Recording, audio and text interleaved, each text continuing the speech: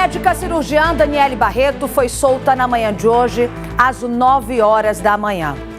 Apesar da grande expectativa na frente do presídio, a viatura da polícia saiu com ela pela porta dos fundos. Ela foi encaminhada diretamente para o CEMEP, que é a Central de Monitoramento Eletrônico de Presos, para colocar a tornozeleira eletrônica.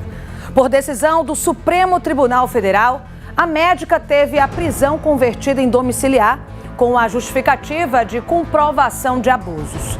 Ela foi presa em novembro do ano passado como a mandante do homicídio registrado no dia 18 de outubro. Este é o exato momento em que a Daniele Barreto sai com a viatura da polícia pela porta do fundo do presídio. O advogado José Lael, esposo de Daniele, caiu em uma emboscada e foi assassinado a tiros dentro de um carro assim que saiu, acompanhado do filho, que também foi atingido pelos disparos. Ficou internado e sobreviveu. O crime foi registrado no bairro 13 de Julho, em Aracaju. Além da viúva, mais 6 pessoas foram presas. Agora você que me assiste, você que está acompanhando aqui o Cidade Alerta Sergipe, algumas perguntas ecoam. Como é que Daniele Barreto está? Ela vai poder ver o filho, já que a guarda é da sogra? E a família de Lael? Este foi o primeiro dia das mães desta família, de uma mãe sem um filho. O advogado criminalista. Como eles estão encarando a soltura de Daniele? E mais, a médica tinha mesmo um relacionamento com outra mulher? Esse relacionamento teria continuado dentro do presídio com uma outra detenta suspeita de envolvimento na morte de Lael? E mais, por que a família de Lael não acredita na versão de que ele cometia abusos psicológicos, físicos e sexuais contra Daniele? No programa de hoje, nós vamos entrevistar Guilherme Maluf, que está ao lado da família do Lael, como a gente chama, assistente de acusação. A gente vai falar também com a Rosane Rodrigues, irmã do advogado, e também com o advogado de defesa da Daniele Barreto, o José Carlos. E minha gente, ao vivo aqui, através do Skype, né, um mecanismo em que a gente consegue falar, fazer essa entrevista de forma tranquila aqui, é o Guilherme Maluf. Ele é o advogado criminalista da família do Lael. Como a gente já acompanhou aqui, eu agradeço a presença.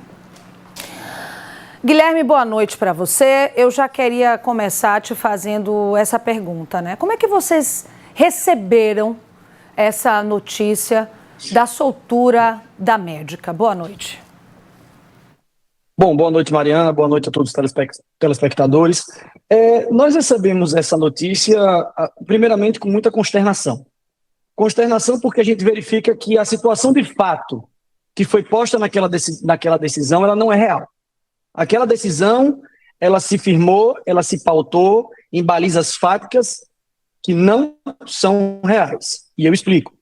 O Supremo Tribunal Federal, ele tem uma jurisprudência que ele permite que uma presa, uma mãe, certo, que seja a única responsável pelos cuidados de um menor de 12 anos, que ela possa então ficar em prisão domiciliar até a conversão da prisão preventiva, que é a prisão que Daniele ela cumpria em domiciliar. Então, quando ela for a única responsável pelos cuidados de um menor de 12 anos. Daniele não é a única responsável. Na verdade, Daniele nunca foi responsável por esse menor de 12 anos.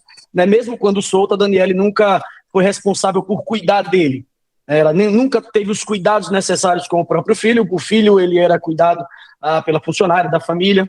E recentemente a família, hoje os pais, então, do Zé Lael Rodrigues, né, que foi morto, eles detêm a guarda hoje desse menor. Então a Daniela ela não é responsável por esse menor. Hoje ela está em prisão domiciliar, sem cuidar de ninguém, sem ser responsável por ninguém. Ela foi para casa e ela não tem uma criança para cuidar.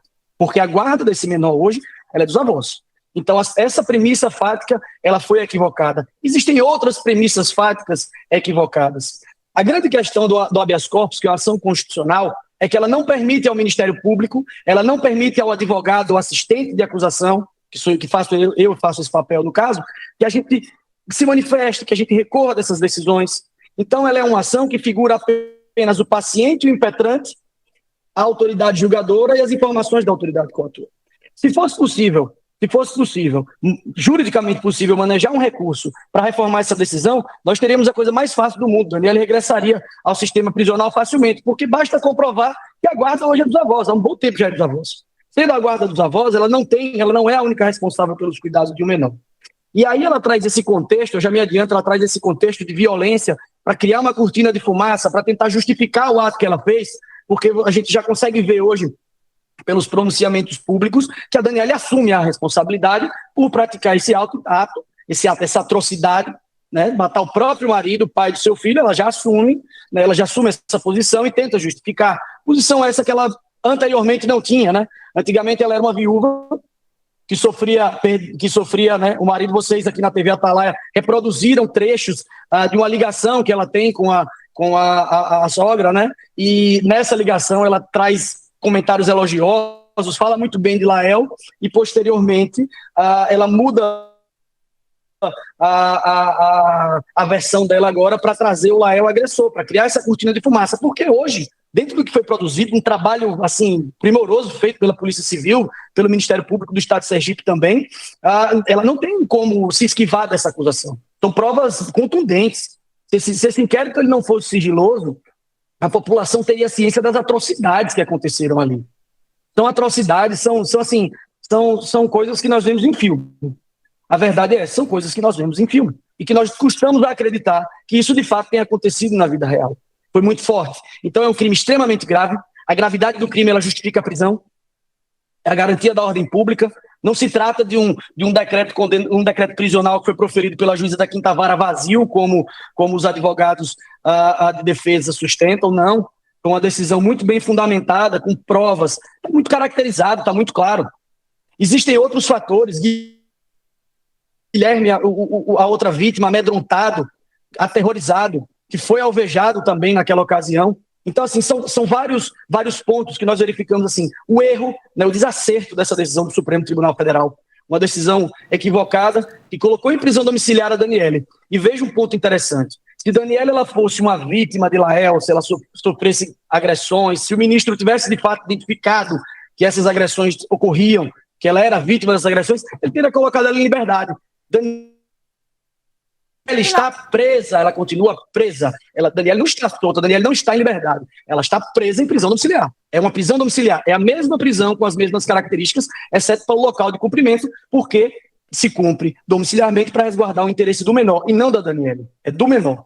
Só para a gente deixar claro, de fato, tá? Quando a gente fala que ela foi solta, ele tem total razão. Ela não está livre, tá, dessa questão jurídica. Ela está usando uma tornozeleira eletrônica, ela tem algumas restrições, como qualquer outra pessoa que está sobre o sistema de monitoramento. Eu queria entender... E aqui, Mariana, só lhe peço desculpa lhe interromper, mas para fazer uma correção. Ela está presa, ela continua presa preventivamente, mas cumprindo domiciliarmente. É a mesma prisão. Ela só foi trocada de lugar para poder, em tese, cuidar do menor de 12 anos, mas ela está presa preventivamente. Todos os efeitos da prisão e todas as características da prisão, elas continuam. Existe a tornozeleira para monitorarem ela, mas ela está em prisão domiciliar. Você fala, né, você nega, né, que ela tenha sofrido abusos do marido.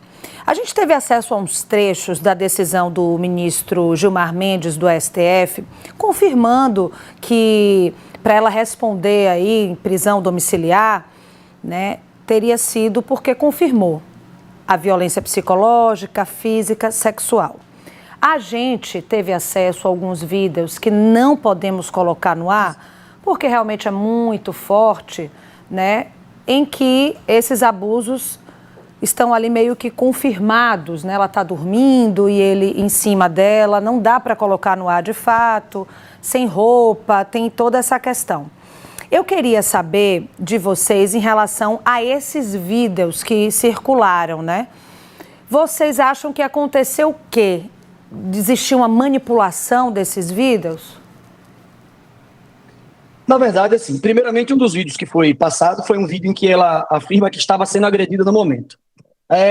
Basta um simples raciocínio, basta fazer uma simples reflexão para ver que ali não existe agressão nenhuma. Primeiro que o vídeo não filma uma agressão. Segundo que se Lael fosse um agressor, quanto mais, como ela dizia, esse celular não estaria na mão dela, não estaria na posse dela, porque uma vítima de agressão, vítima de violência doméstica, pega o seu próprio celular na frente do agressor e produz uma prova contra ele sem sofrer qualquer agressão. Veja, o comum ali, o normal seria o quê? Um agressor tomar aquele telefone dela, apagar aquela prova que seria produzida contra ele, agredir ela novamente. Veja, o ministro não confirmou essa agressão, o ministro confirmou a existência desses vídeos que vocês mencionam, vídeos esses que sequer foi atestada a autenticidade dos vídeos. No processo penal existe a cadeia de custódia das provas, existe um mecanismo adequado para se coletar provas. Esses vídeos eles não passavam por esse mecanismo de coleta de provas.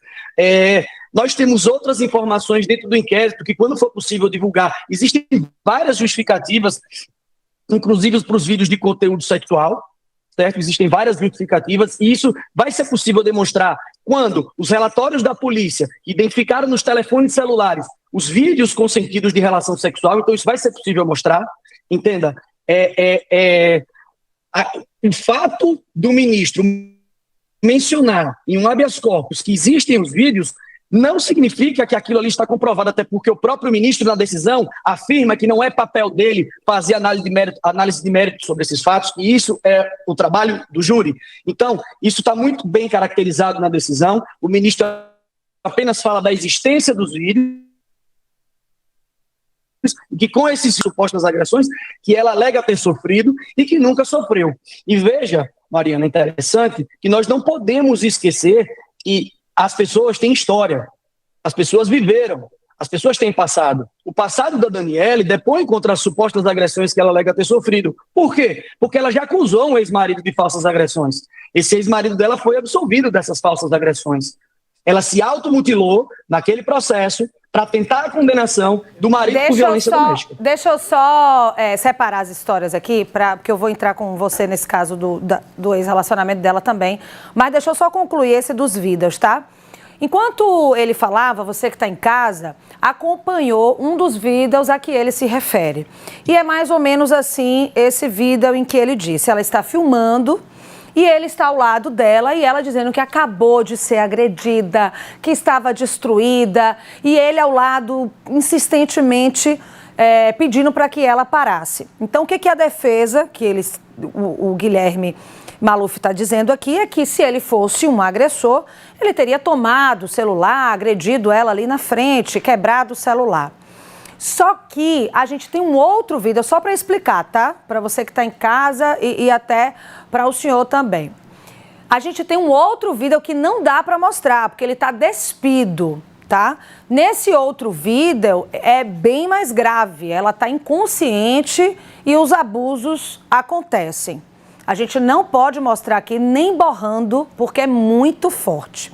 Agora vamos para esse outro ponto em relação ao passado dela. Mais cedo, a Rosane, a irmã do Lael, deu uma entrevista muito forte ao Cláudio Luiz no Tolerância Zero, dizendo que ela já tinha um histórico de violência contra homens em que ela se relacionava. Entre eles, até ela teria ameaçado de morte um ex-companheiro dela, e que ela tem, de fato, um histórico polêmico de violência. É verdade essa situação? Ela realmente é uma pessoa agressiva? Veja, somente pelo fato dela ter sido presa por matar o próprio marido, ela é uma pessoa agressiva. Ela é uma pessoa violenta. Uma pessoa que tem coragem de mandar pagar um pistoleiro, contrata um pistoleiro, para que execute o seu cônjuge, que é o pai do seu filho. Ela é uma pessoa perigosa. De fato, é uma pessoa perigosa, e isso a gente não tem como negar. Quando nós entramos no passado dela, nós verificamos, e aí pelos processos judiciais que tramitaram, que ela já se utilizou desse mesmo modus operandi, ela já se utilizou de falsas acusações de agressão contra o ex-marido dela. Hoje, ela vem igualmente, entendeu? Fazendo falsas acusações agora contra o seu marido, né, que foi, no caso, vitimado por uma ordem dela. Então, ela vem hoje também fazendo, através desse mesmo modus operandi, tentando se defender da acusação do homicídio de Zé Lael. A grande diferença entre os dois relacionamentos foi o desfecho, né, que infelizmente Zé Lael Rodrigues veio a morrer, enquanto felizmente o ex-marido dela ainda está vivo. Mas até em relação ao ex-marido dela, nós tivemos informações, inclusive informações em processos judiciais, de que ela buscava pistoleiros até para matar o ex-marido dela. Então, assim, nós vimos essas situações e que, assim, são situações que mostram a personalidade dela, né? Que é uma personalidade extremamente perigosa, de fato é perigosa, e no curso do processo, a periculosidade dela faz com que ela precise regressar ao cárcere, que ela precise voltar ao presídio para que ela cumpra, então, a prisão preventiva no presídio.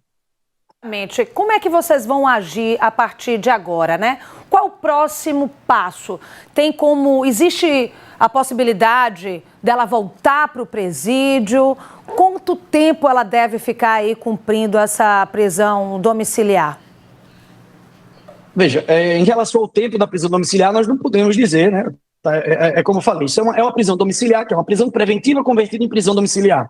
E um detalhe só que eu acabei não falando, o nosso Código de Processo Penal, ele veda a conversão da prisão preventiva, que era a prisão que ela cumpria, em prisão domiciliar, para cuidar até de menor de 12 anos, quando há violência no crime, um crime com grande violência, como foi esse. Né? E é o seguinte, como eu disse, o habeas corpus ele é uma ação constitucional, então nós não podemos propriamente recorrer. Eu disse a você que seria muito mais fácil se a gente pudesse interpor um recurso. Entretanto, essa foi uma decisão liminar. Essa foi uma decisão que foi concedida inicialmente, mas o processo de habeas corpus ele vai continuar e vai haver a manifestação do Ministério Público Federal e esse processo vai ser pautado e julgado pelo colegiado. Essa decisão ela pode ser reformada e nós acreditamos que essa decisão seja reformada porque as premissas fáticas equivocadas, todas elas vão ser desmistificadas. E você esclarecendo, mostrando que essas premissas que pautaram a decisão são falsas, elas não são reais, ela não se sustenta. E aí Daniele voltaria ao cárcere. Como é que está a família nesse momento, né? Eu abri o programa citando até que esse foi o primeiro dia das mães, né? A mãe do Lael sem ele, a irmã sem o irmão, filhos sem o pai. Como é que está a família dele? A família tenta se reconstruir, a família tenta se reerguer. A família está, assim, primeiramente aterrorizada, né? Estão aterrorizados, estão com medo, né? O Guilherme, principalmente, ele está extremamente assustado, preocupado, né? Querendo saber se Daniele pode se aproximar dele, se não pode se aproximar dele, se há algum tipo de medida cautelar. Ele tem muito medo, né?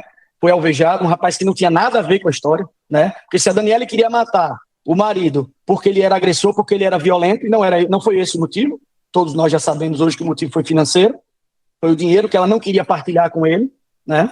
Mas se ela queria, então, executar o marido, que era o agressor, que era a pessoa que a violentava, porque no momento que ela deu a ordem, porque isso aí já está também muito bem caracterizado nos autos, que ela deu a ordem da execução, que ela avisou o momento que o Lael ia comprar o açaí, quando ela soube que o Guilherme estava junto, por que ela não pegou e recuou? E deixou para um outro momento, então, para fazer a justiça com as próprias mãos em outro momento? Porque ela ainda assim deu a ordem aos executores e o Guilherme foi alvejado. O Guilherme também agredia ela ou violentava ela sexualmente? Óbvio que não. Óbvio que não. Então, ainda assim, a Daniele, ela deu a ordem, ela deu autorização para que os executores fossem lá e atirassem no Lael dentro do carro com o filho dentro. Isso não é falado. O tempo todo só se fala, o Lael era um agressor, está comprovado que ele é agressor, então ele mereceu morrer, como já foi dito assim, ele foi o arquiteto da própria execução, que eu já ouvi alguns advogados falarem isso. Isso é um absurdo, me desculpem, mas a pessoa ser arquitetar a própria execução, como? Se ele queria partilhar o valor que era comum ao casal para se separar e ela tinha interesse em permanecer com os valores para ela, ela não se importou. Na cabeça dela, naquele momento, ela só queria cumprir o plano dela. Uma pessoa que abre um champanhe para comemorar a morte do marido. Isso está comprovado. A gente vai falar... Eu te agradeço. A gente vai falar sobre isso ainda, tá? Sobre essas comemorações após o assassinato. Esse vai ser tema ainda do programa de hoje, porque existe, inclusive, uma casa de praia em que a Daniele Barreto teria ido junto com outros envolvidos, outros suspeitos do assassinato do advogado criminalista José Lael. Gente, eu conversei agora com Guilherme Maluf, ele que prontamente nos atendeu. Eu agradeço por ter aceitado aqui o nosso convite de participar do Cidade Alerta Sergipe. Ô Mariana, eu só quero também agradecer a oportunidade de falar e me coloco à disposição a todo e qualquer momento que for necessário falar sobre o caso, para que a população saiba exatamente o que está acontecendo, para que a população não seja enganada, não seja ludibriada, certo? Não seja induzida a erro, como foi o Supremo Tribunal Federal, induzido a erro a conceder essa decisão a uma mulher perigosa, uma mulher que não detém a guarda do próprio filho. Então, quando for necessário, eu estou sempre à disposição para prestar todo e qualquer esclarecimento. Minha gente, ontem foram momentos de tensão. A gente conseguiu falar aqui em primeira mão, com exclusividade, sobre a decisão do STF para que a médica cirurgiã Daniele Barreto fosse cumprir a prisão domiciliar. Peça essencial para que a gente fizesse essa excelente cobertura foi a equipe do Vinícius Mecenas, o nosso repórter. Ele, junto com Jefferson Horta, o Cabelinho e o motorista Caetitu, não contaram esforços, assim, eles se dedicaram imensamente para trazer para a gente todos os detalhes. Inclusive, que no presídio estavam assistindo Cidade Alerta e que foi por lá que souberam do habeas corpus, assistindo ao nosso programa. Informação que a gente só conseguiu ter porque contamos com a agilidade e a competência do nosso repórter Vinícius Mecenas, que está aqui. Muito obrigada, viu, Vinícius? Eu que agradeço, Mariana, o convite. Hoje está no tete-a-tete, frente a frente com você aqui, para falar um pouco mais, né, da nossa correria e de como é que funciona na prática o jornalismo na rua, né, com o povo, conversando, para trazer sempre as primeiras informações, né, de tudo que acontece, todos os detalhes, todas as eventualidades, né, que nós, né, temos que lidar na rua. Então é um prazer estar aqui. Eu vou contar para você que está em casa, porque tem muita gente que não sabe, mas o Vinícius já me adiantou aqui. Olha, ele me contou que não deu para mostrar tudo. O que a gente não viu, Vinícius? Tinha até paciente dela por lá? Exatamente, assim, a gente tem, como eu disse, né, tem que ser muito volátil, tem que lidar com muitas adversidades, né, quando a gente está na externa. Inclusive, antes mesmo da gente se preparar para entrar aqui no Cidade Alerta, a gente se programava para entrar com a outra notícia. Mas o clima lá era de tanta tensão. A gente, né, para você que não conhece, a região que fica ali, o presídio feminino, aqui no município de Nossa Senhora do Socorro, fica em uma zona muito afastada, dentro mesmo de uma comunidade, né, ao redor é muito matagal, algumas casinhas, né, alguma comunidade vive por ali, mas assim, há muita coisa, né, que acontecia ali naquele momento e a gente tinha que lidar com a tensão, né? No primeiro momento, logo quando eu cheguei, eu percebi que tinham vários carros. Obviamente, alguns são de pessoas que trabalham por lá mesmo, mas imediatamente, como faltavam aí alguns minutos para a gente já entrar ao vivo em ponto 6 horas aqui no Cidade Alerta, rapidamente, né, eu fui ali até as pessoas que provavelmente eram advogados, estavam muito bem vestidos lá na localidade, questionei eles se eles queriam, inclusive, entrar ao vivo com a gente falou que ia falar sobre o caso Lael ao longo da nossa programação, eles preferiram se isentar, disseram que ia mandar nota. E aí eu fui, né, tentando aprofundar um pouco mais as informações de quem estaria ali. Então tinha o irmão da Daniele Barreto, estava lá, né, estava acompanhado da sua companheira, também tinha uma outra amiga dela. E aí, entre uma conversa e outra, eu me deparei até com uma paciente que é uma admiradora dela muito grande. Ela fez algumas cirurgias plásticas, a gente está falando da Daniele Barreto, ela que é médica cirurgiã, ela passou por alguns procedimentos com ela e, claro, ela inclusive destacou para mim lá que não queria falar, mas que também não tinha medo. Na hora que a gente estava filmando, dela aparecer em uma cena ou outra, algumas pessoas ficavam um pouco mais indispostas, assim que a gente ligava o flash, já saía de perto, não queria aparecer, e ela disse, não tenho nada a dever, sou uma admiradora dela sim, estou aqui, e por mim, estou aqui desde o início, desde quando ela foi transferida lá para o Prefem. Estou aqui para ver também acompanhar a soltura dela. Então, assim, são muitas minúcias que a gente acompanha, né? A gente acompanhou, como a gente percebe aí nas imagens agora, ó. Também essa movimentação de advogados, inicialmente tinha ali o Reinan e o Lincoln, como vocês acompanham nas imagens. Essa senhora a Luciana que chegou... Aguiar também, né? Porque é bom a gente lembrar, né, Vinícius? Na imagem está aparecendo aí, são 5 advogados, pelo menos, que estão aí dedicados à defesa da Daniele Barreto, o Lincoln Rocha, o José Carlos, o Cláudio Daledoni, a Luciana Aguiar, o Henrique, eu não me lembro o sobrenome. Henrique Aguiar também. Henrique Aguiar. Gente, o Vinícius Mecenas foi o primeiro repórter a entrevistar eles ontem, né? Como é que você conseguiu, Vinícius? Assim, no primeiro momento, quando a gente chegou, a gente tem até nas imagens aí, estavam apenas 2 advogados, o Reinan e o Lincoln. A Luciana, ó, tá aí na imagem, ela chegou logo depois.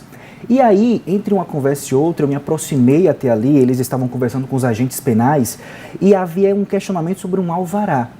E a partir daí eu fui pesquisar um pouco mais, aprofundar as informações, e a agente penal disse que esse alvará não tinha chegado para eles ainda, ou seja, para que ela seja preparada para ser solta de lá, para ir para o CEMEP, colocar aquele equipamento, ou quem sabe estar em estado de liberdade, a unidade prisional precisava receber, portanto, esse documento oficial, emitido, portanto, provavelmente pelo próprio STF, pela primeira turma, né, já que a decisão veio de lá.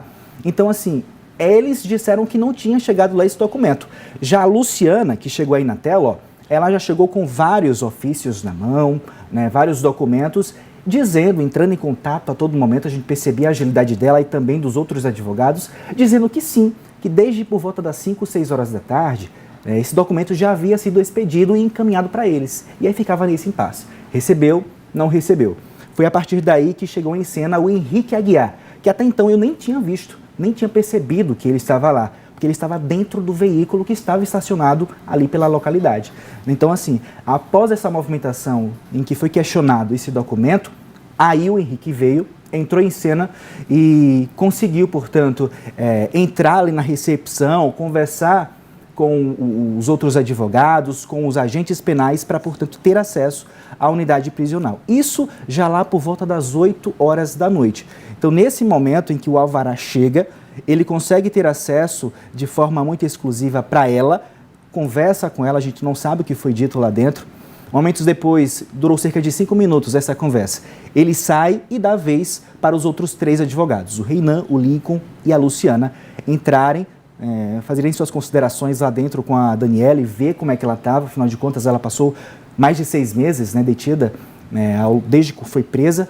Então, assim, momentos depois, ficou esclarecido que ela não ia sair naquele momento. Esses são os bastidores da notícia. Vinícius, eu não vou te liberar agora porque eu tenho outras dúvidas. Que história é essa que estavam assistindo o Cidade Alerta no presídio? Exatamente. Que história é essa que ninguém sabia de um alvará, de uma decisão do STF e ficou sabendo através do nosso programa? Você fica aqui porque eu vou precisar ir para o rápido intervalo. Na sua tela, a irmã do advogado José Lael, a Rosane Rodrigues. Como é que está a família, minha gente, neste momento? Uma mãe, a mãe da Rosane, passou o primeiro Dia das Mães sem o filho. Como é que está essa família? São 2 filhos sem o pai, né? Pelo menos a gente vai trazer para vocês aqui todos os detalhes na volta do intervalo. Estamos de volta com o Cidade Alerta Sergipe, aqui no estúdio, Vinícius Mecenas contando um pouco dos bastidores da cobertura da saída, né, da médica cirurgiã Daniele Barreto do presídio. Deixei você com uma pergunta, né? Ontem o pessoal no presídio estava assistindo o Cidade Alerta, Vinícius, e desde já, tá? Agradeço a sua companhia, sei que você está correndo aí, fazendo matéria ainda. Vou te liberar. Pode deixar, Mariana, deixa comigo. Olha, exatamente. Quando a gente chega normalmente no presídio para falar da soltura de algum interno, normalmente, né, quem está lá trabalhando naquele exato momento não tem entendimento de quem vai sair, de quem vai entrar antes que chegue esse documento. Então, a partir daquele rebuliço todo, sem chegar documento, eles sem entender nada, quem são os advogados, quem é a gente, eles ficaram um pouco perdidos e eu percebi, através de uma TV que tinha na parte superior, né, de um dos recintos, que eles estavam nos acompanhando e a partir daí eles começaram, portanto, a ter discernimento, eles falaram também com os advogados que estavam lá e aí eles começaram a juntar o quebra-cabeça e entender que a gente estava falando do caso Lael, José Lael, do caso Daniele Barreto. Enfim, eu acho que é muito desafiador, né, não tenho dúvidas, mas no final das contas é muito gratificante. Conte comigo para qualquer momento para a gente voltar aqui no estúdio para esclarecer tudo que for preciso. Obrigado. A gente agradece, né, Vinícius, a audiência do nosso público. Muitas pessoas nos assistem, advogados, delegados, e agora estou sabendo dessa, que até os funcionários do presídio feminino também. Muito obrigada à audiência de todos e eu te agradeço também, Vinícius. Muito obrigado. Olha, a gente vai seguir ainda falando deste assunto. Aqui, por Skype, estamos com a Rosane Rodrigues, ela que é a irmã do José Lael. Só explicando para vocês que estão em casa, a gente está fazendo essas entrevistas via Skype porque nenhum deles, tá? Nem o advogado, o Guilherme Maluf, nem a Rosane e nem a defesa também da Daniele, nenhum está aqui, né? Nenhum deles. Então a gente está fazendo através de Skype. Rosane, primeiro eu preciso te agradecer pela presença aqui no Cidade Alerta. Acompanhei a sua entrevista com o Cláudio Luiz no Tolerância Zero. Você citou algumas coisas e aí a gente ficou com algumas dúvidas. Você falou sobre a Daniele ser ninfomaníaca. Ela teria casos extraconjugais, é isso? Então, Mariane, no início, né, nós nunca imaginamos isso. A gente nunca passou pela nossa cabeça isso. Depois que aconteceu o assassinato do meu irmão, nós começamos a desconfiar que ela poderia ter sido a mandante, porque era algo óbvio, não tinha como os bandidos terem ficado horas a fio na praça esperando meu irmão sair. Então é óbvio que alguém de dentro de casa tinha falado a hora que ele deveria sair. E assim o foi, né? Ela pediu o açaí, e aí no dia seguinte o meu sobrinho Guilherme, que foi alvejado, ele contou em detalhes como é que foi essa pedida do açaí. Então a gente começou a levantar a lebre de que sim, ela poderia ser a mandante do crime, e essa desconfiança foi aumentando ao longo do tempo, devido ao comportamento extremamente estranho dela nos dias que se seguiram ao assassinato do meu irmão. E nesse contexto, o que aconteceu é que a gente, que até então acreditávamos que ela era essa santa, essa pessoa tão vulnerável, que a sociedade aracajuana não gostava dela porque tinha inveja, porque ela era linda, porque ela era bem-sucedida. Essa personalidade vil e manipuladora que ela tem, que inclusive nos enganou a nós, inteligentes, né?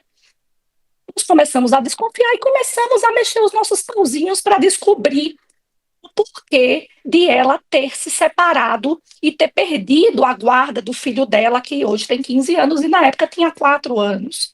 E aí a gente descobriu uma série de horrores. Descobrimos que ela adotava a criança, que há documentos do Colégio Espírito Santo dizendo que a criança chegava adotada na escola. Descobrimos que ela se automutilava.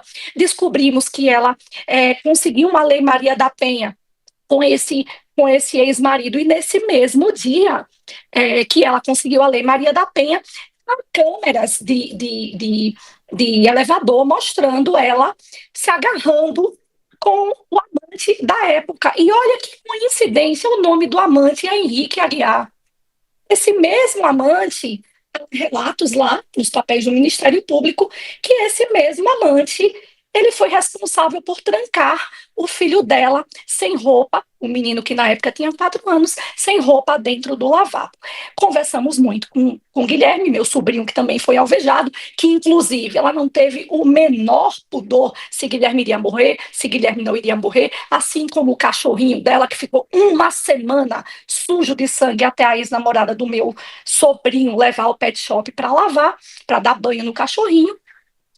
começamos a ouvir fofocas, receber mensagens no Instagram, mensagens no WhatsApp, que ela via assim, ela tinha tido um caso com uma esteticista chamada Patti Bumbum, no Rio de Janeiro, e eu lembro dessa época que essa Patti Bumbum foi presa, ela estava no Rio de Janeiro, ela viajou na revelia do meu irmão para o Rio de Janeiro, e quando ela soube que a mulher havia sido presa porque ela colocava MMA, ou PMMA, eu não me lembro exatamente agora a substância que é proibida pela Anvisa, ela ficou desesperada e voltou atrás, e ligou para o meu irmão e buscá-la para salvá-la.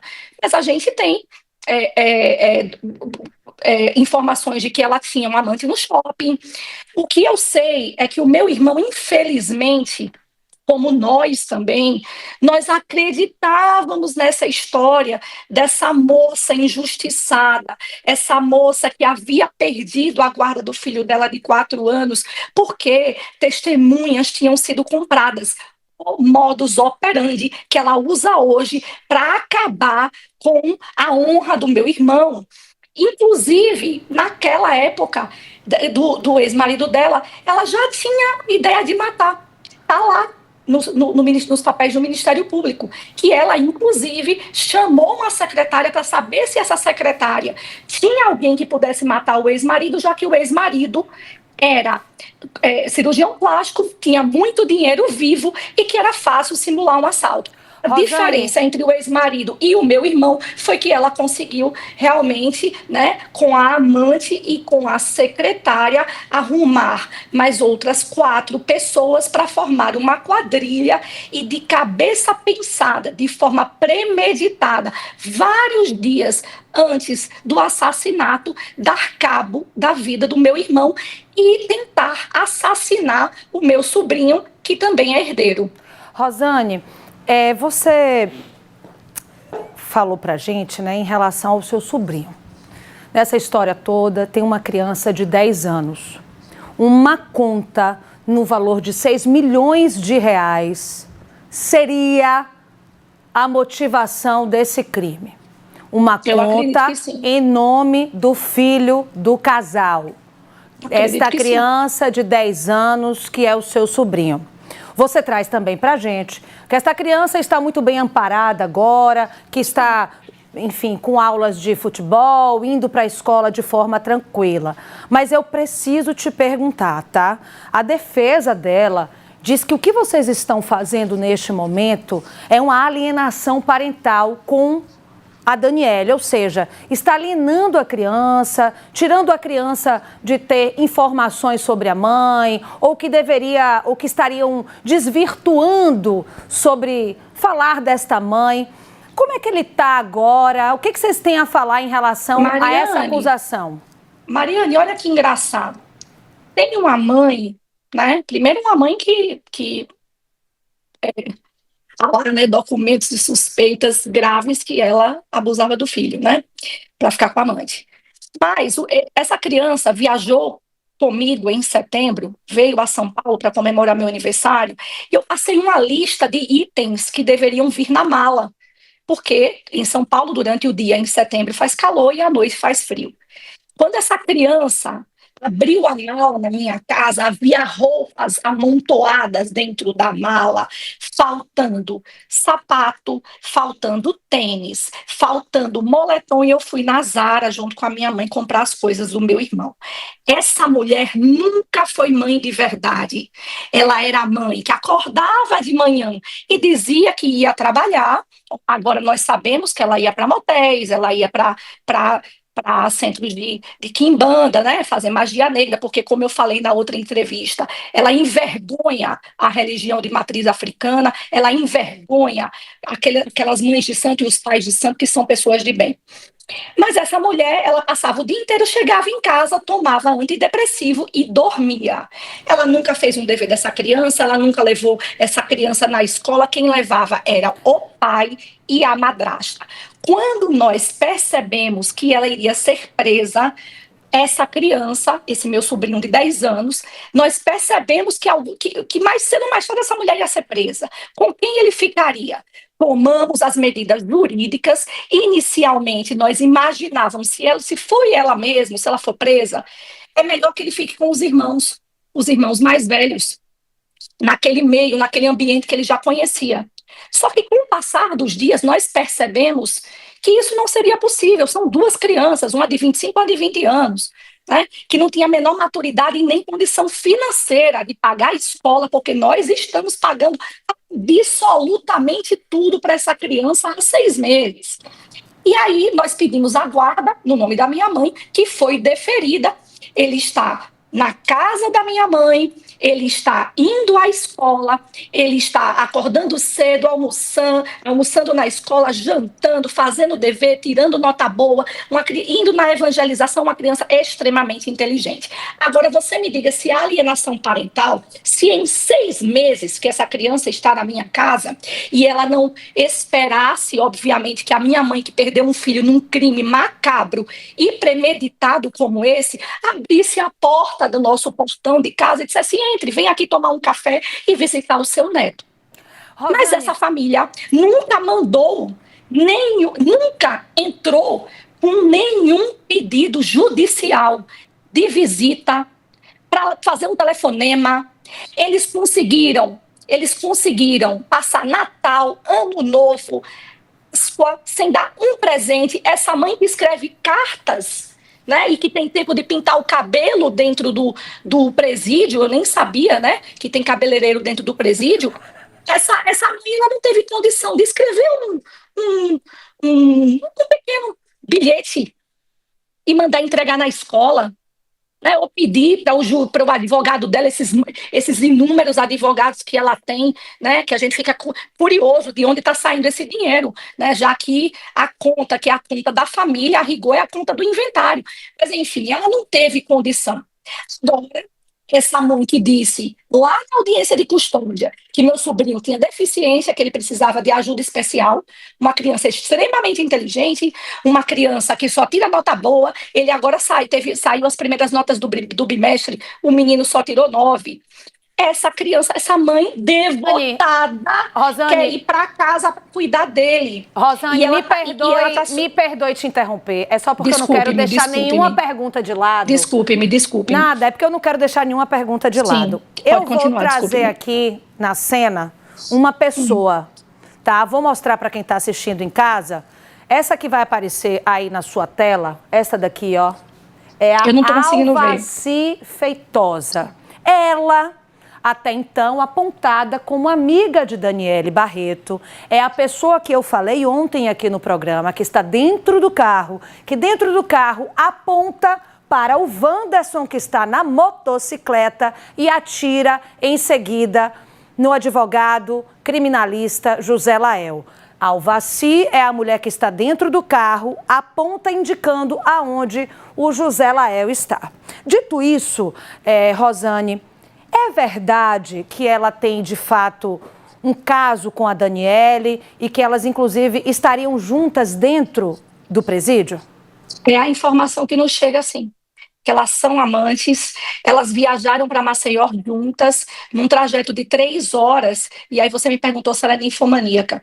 Num trajeto de 3 horas, elas pararam 2 vezes em motéis, eu acredito que não foram para tomar cafezinho, e no processo antigo da Daniele, existe lá o relato de uma amiga, uma ex-amiga, que diz que se afasta dela porque Daniele é ninfomaníaca. Ela não é só ninfomaníaca, ela é mentirosa, ela é manipuladora, ela se finge de querida, ela é psicopata, isso eu não tenho dúvida nenhuma, uma psicopata extremamente inteligente, ardilosa e que, né, arrumou as pessoas corretas para pôr fim à vida do meu irmão, porque não queria dividir o dinheiro. Porque ele queria se separar.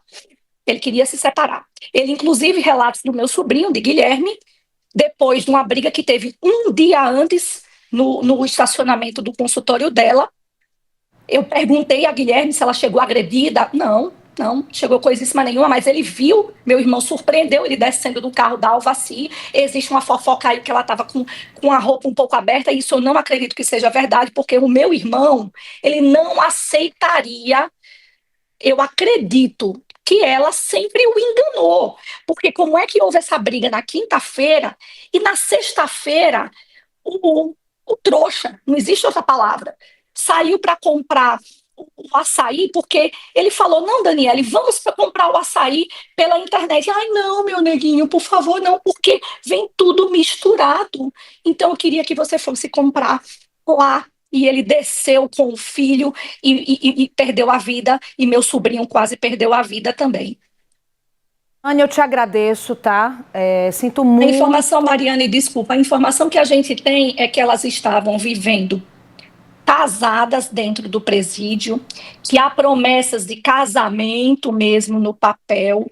E eu fico impressionada o quanto as pessoas que são mais humildes, esse coitado desse atirador, porque esse sim é uma vítima da sociedade, né? Por 3, 4 mil reais tirou a vida do meu irmão, né? Amando de gente graúda, que tem dinheiro suficiente para estar em prisão domiciliar, assistindo Netflix, comendo comidinhas boas de iFood, com acesso a celular, para comprar testemunhas, para atrapalhar as investigações, né? Rosane, infelizmente, eu vou ter que te interromper, porque a gente ainda tem um programa aqui. Eu preciso te agradecer imensamente, sinto muito por tudo que você e sua família estão passando, mas a gente precisa seguir aqui. Muito obrigada, viu? Na sua tela, José Carlos, advogado de defesa da médica cirurgiã Daniele Barreto. Já vou com essa pergunta, como é que ela tá? Ela vai poder ver o filho, já que a guarda é da avó? Boa noite. Boa noite, Mariana Sena. Boa noite a você que nos acompanha aqui ao vivo no Cidade Alerta Sergipe. Mariana, vou responder essas perguntas que você me dirige, mas primeiro temos que esclarecer algumas coisas. Depois de muitos impropérios, xingamentos à equipe de advogados, à família da Daniele, à própria Daniele, a ministros do STF que são equivocados, chegamos ao que eu posso dizer a cereja do bolo, o enigma desse caso. E o enigma desse caso é o quê? O que a família traz a todo momento da vítima Lael Rodrigues. Coitado do atirador, coitadinho do atirador. É esse o sentimento que a irmã do Lael Rodrigues tem para com o rapaz que ceifa a vida dele. É dinheiro para todo lado. É um advogado, assistente de acusação, que chega aqui e diz, são coisas que acontecem em filme. Pelo amor de Deus, doutor Guilherme Maluf, aqui é processo criminal, é tribunal do júri, é coisa séria. Não admitimos e não temos vencedores nem perdedores. De um lado, nós temos uma família lutada pela perda de um parente. Do outro, nós temos uma mulher que sofre e está sofrendo as consequências do cárcere de uma forma injusta. Então, vamos parar de faltar com a verdade. Vamos deixar esses interesses no vil metal, no dinheiro, de lado, e vamos procurar investigar o caso. Faltam com a verdade quando informam do processo de ameaça. Ela foi absolvida, o Ministério Público apurou, o juiz analisou e ela foi absolvida. Tem uma irmã que se diz que está no convívio, que mora em São Paulo, que nunca teve no convívio dessa criança. Criança essa com uma conta que a Daniele utilizava para colocar seus rendimentos e esconder do Lael. Esconder do Lael, que a estrangulava financeiramente. Nós temos aqui, inclusive, falas, hoje ditas aqui, nesse programa, que serão repercutidas em rede nacional, de que o certo seria o Lael Rodrigues ter avançado contra a Daniele no momento que ela relatava tais agressões. Temos aqui informações hoje de que ela é ninfomaníaca e que existiam gravações e vídeos consentidos. E se existirem? Ok, mas doutor, não é não. Não é não. Respeitem as mulheres vítimas de relacionamentos abusivos. O que nós estamos fazendo aqui no papel da defesa é investigar as investigações. Porque mais importante do que observar a chuva é saber como essa nuvem se formou. Interesses ocultos, Mariana, estão sendo pautados, estão sendo revelados. Nossas investigações da defesa, através do provimento 188 do Conselho Federal da OAB Sergipe, estão nos levando a inúmeros personagens ainda até então não identificados, pessoas que têm interesse e que tinham interesse na morte do Lael Rodrigues. A Daniele Barreto, ela é inocente, ela não confessa em nenhum momento que tem participação nesse crime, diferentemente do que foi dito aqui. O que ela expõe, através da sua defesa, é a situação em que ela viveu 12 anos de um relacionamento abusivo. Agora, vim dizer que o ministro do STF, quando se analisa uma decisão, foi induzido a erro, decisão essa... Temos apenas 1 minuto. Eu sei que você, né, tem uma articulação muito boa, conseguiu responder tudo sem eu precisar perguntar, porque estava acompanhando de fato o nosso programa, mas eu citei um vídeo que nós não pudemos mostrar, que Sim. é esse vídeo que eu acredito que foi determinante para o ministro Gilmar Mendes tomar essa decisão de soltura. Queria que você contasse para quem está em casa como é esse vídeo. Esse vídeo é um vídeo onde a Daniele Barreto aparece dopada, despida, sendo abusada sexualmente, para que o Lael Rodrigues satisfazesse seus desejos sexuais mais ocultos. É isso. Se tem algum ninfomaníaco aqui nessa história, é aquele homem, é aquele finado que abusava dela. O vídeo é verdadeiro, foi analisado. Inclusive, a decisão que concede o habeas corpus para a Daniele, em considerar a veracidade desse vídeo, determina que o juízo cível analise o estado de guarda provisória. Estado de guarda provisória é esse que primeiro foi concedido.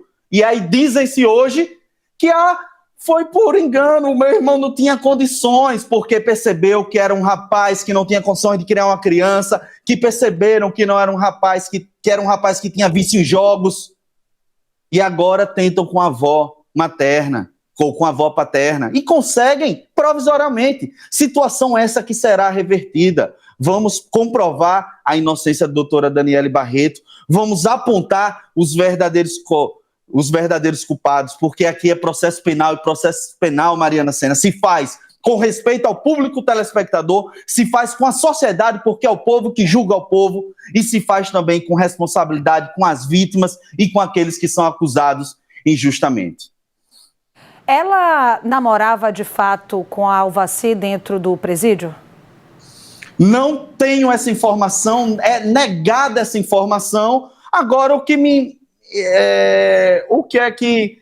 deixa surpresa é que a irmã tem detalhes de um relacionamento que supostamente, segundo ela, existiu.